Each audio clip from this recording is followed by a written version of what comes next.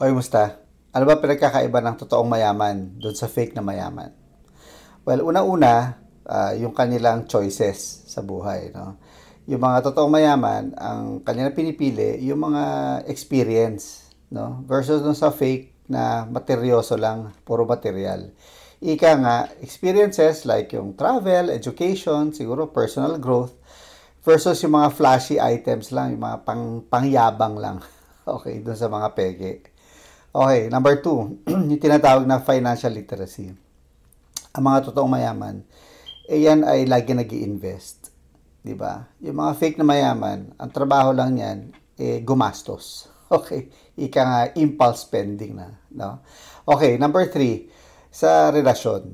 Ang mga totoong mayaman, nagde-develop yan ng mga malalim na relasyon. 'Di ba? Yung talagang pangwagas na relationship.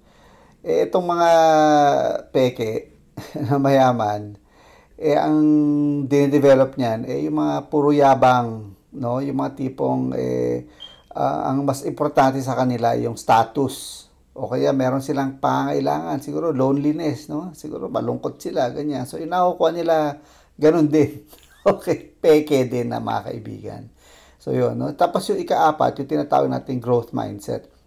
Ang mga totoong mayaman, talagang nag-iisip yan ng lagi kung paano ma-develop yung sarili, yung pamilya, ganyan, no?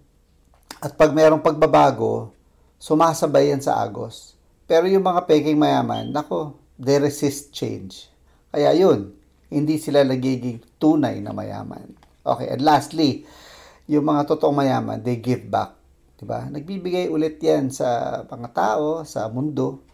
Pero yung mga peke, nako, napaka-greedy niyan. Okay.